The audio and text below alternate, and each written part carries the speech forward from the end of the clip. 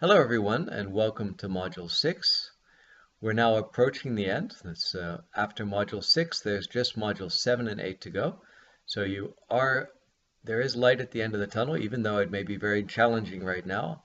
I hope that you'll be able to stick to it and do your best, and the time will fly by before you know it. So I just wanted to give you some feedback about week 4 assignments and week 5 before I talk a little bit about what's coming up in week 6.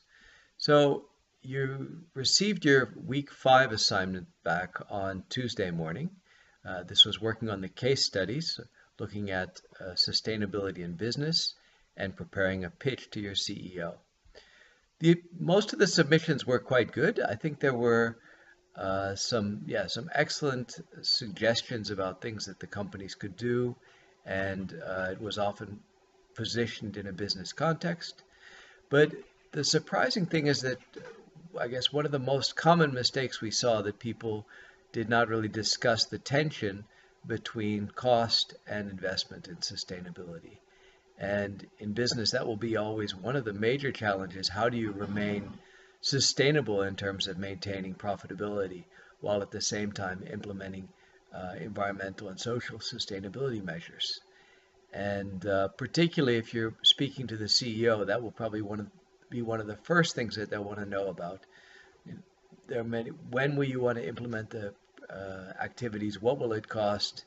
And how do you plan on doing that and keeping it profitable? So those are things that I hope a message that some of you will take away from this course as well.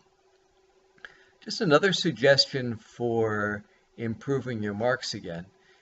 I believe all of you know that there's a marking rubric. This marking rubric is what the markers use to evaluate your submissions.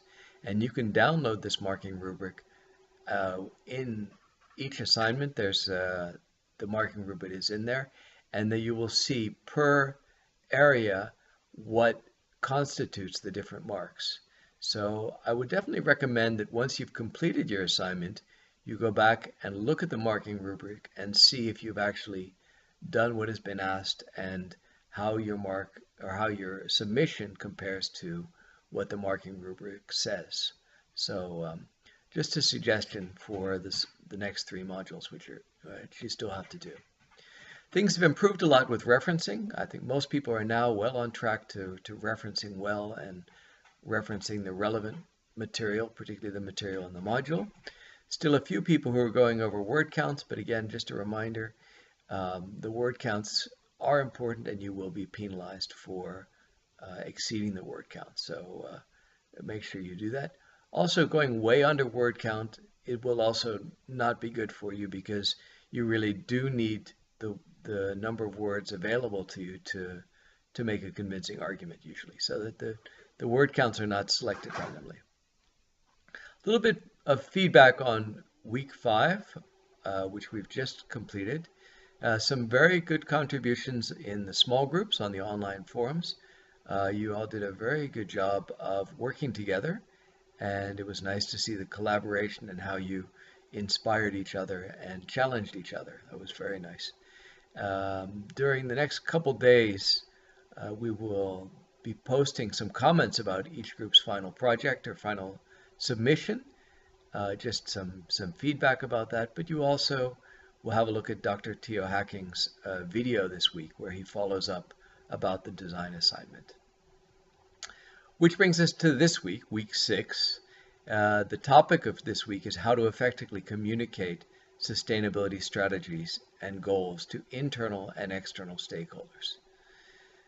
Communication is a very important part of sustainability because you really do need to get the whole company on board, so the internal communication and external communication, as it will often be a value in terms of positioning your company as a responsible company, as a green company. So that's why this module is quite important.